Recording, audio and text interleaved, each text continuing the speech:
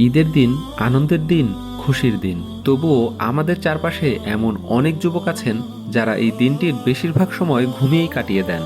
বিশেষ করে যারা অতিরিক্ত ভিড় কিংবা অপসংস্কৃতি পছন্দ করেন না, তাদের জন্য ঈদের দিনটি কখনো কখনো হয়ে ওঠে একঘেয়ে। এই বিষয়টি মাথায় রেখে এই ঈদে আবাবিল ফাউন্ডেশন আয়োজন করেছে এক ভিন্নধর্মী উদ্যোগ।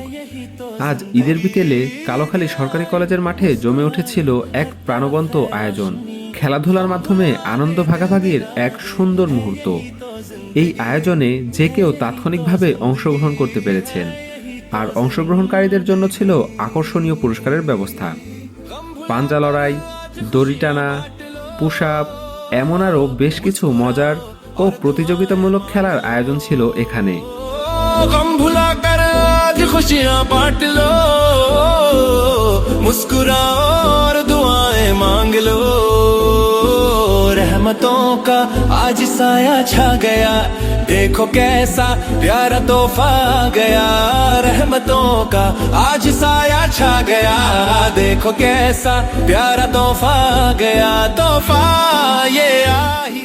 শুধু বড়রাই নয়, ছোটদের জন্য ছিল আলাদা আনন্দ।